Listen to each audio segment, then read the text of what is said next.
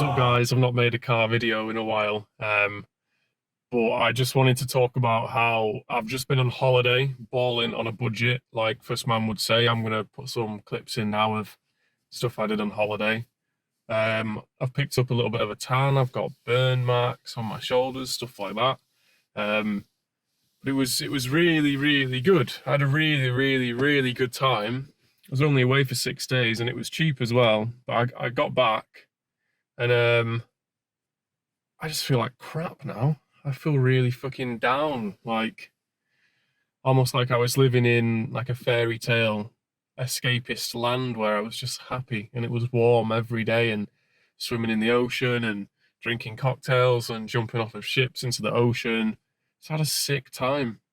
And me and my girlfriend kept saying while we're on the holiday, like, we don't want to go back to stinky, cold, grey, miserable Britain. And here I am back in cold, stinking, miserable Britain. And it just sucks. It just sucks bad. And I don't know why. I don't know why I'm down bad. I'm not down bad, but I don't know why I feel this way. Um, but I need to, one thing I do know is that I need to take this feeling and kind of morph it into something that gives me motivation. Because yeah, I'm down bad because the holiday was great and I'm not on it anymore. I'm not on holiday. I'm sat 100 meters away from work, waiting to go into work and to do my meaningless, repetitive, monotonous, pointless job that pays the bills. And that is a sucky feeling after getting away from all of those worries for 6 days. I lost my train of thought there. Where was I? Yeah, I've got to go back into work. Everything kind of, I was right what I was saying on holiday. Yeah, everything does suck a bit. Sucky, grey, miserable Britain.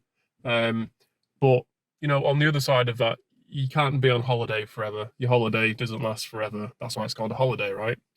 But seeing how it would be to live in Lanzarote or a warm place with oceans and beaches and the sun and even while I was there, there was lots of locals there, people like jogging up and down the main strip, and I was just looking at them thinking, yeah, I could do that. Yeah, like that looks good. That looks like a good way of living.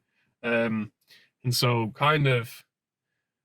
it's kind of leaking into my idea of what I want from life and my dreams, but I doubt it would be that bad. If I was able to make decent money, here in the UK through anything, maybe YouTube, maybe work, maybe whatever. But if I could make decent money, I would love to move out to the Canary Islands and just live it up. Like not party, but live that sunshine lifestyle, baby. That Mediterranean lifestyle. That seems really good.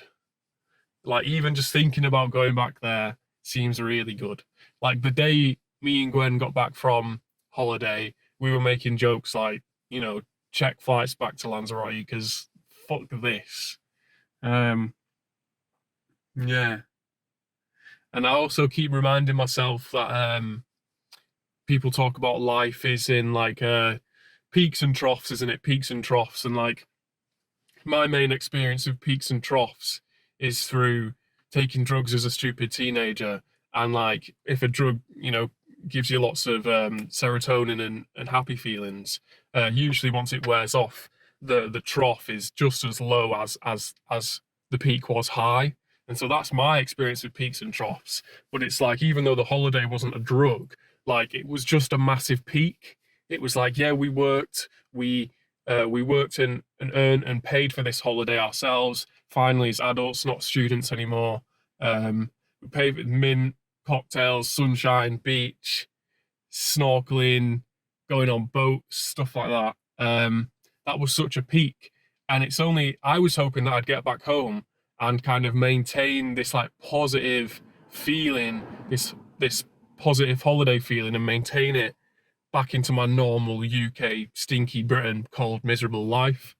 But maybe I will feel that way in like 2 or 3 days. But right now, what I'm feeling and what I didn't expect is just a massive trough, which is just natural, really. That's what I'm just trying to tell myself. It's natural, peaks and troughs. So maybe you can apply that into your life. Um, but yeah, talking back to balling on a budget, the holiday flights, rooms, all food and drinks included, was 450. And even if you're on minimum wage, 450 is affordable, very affordable. Um, all extras included, like we booked the seats on the plane, and we I pulled out 150 euros. I didn't use my card once. I used my card on the plane once or twice. So all in all, between 600 and 700, everything included. And I'd say that's balling on a budget. I'd say there's no reason to spend 2 grand on a holiday if it takes you 6 months to save up that 2 grand. Why not spend? Why not save up for 2 or 3 months and spend those if you want to go on holiday? If you want to ball, do it on a budget and go on a cheap holiday. Um, because like First Man says, balling on a budget is a way to have a taste of the life that you might want. And for me, well, he's talking about it as in fancy hotels, fancy drinks, fancy women. For me, it's a sunny island in the ocean where you can go for a swim on your dinner break, you know? You can sit outside in the sun and have a coffee. There's people there, all the waitresses, all the waiters, all the workers, they all know 2 or 3 different languages. That's amazing. I'd love to move there and start learning, instantly stop learning Welsh and just start learning Spanish. Um, yeah, that's for me. Going on this holiday has gave me a little taste of what that could be like. And to wrap everything up, I have to get out of this trough that is a natural result of the peak of my holiday. I have to ride it out. I was in the gym yesterday. I'll be in the gym today because no matter what my emotions are telling me, I know what I need to do. And I'll ride out this trough, and then we'll start working towards our goals. And that's me going off to work to make my money to pay my taxes. Oh no.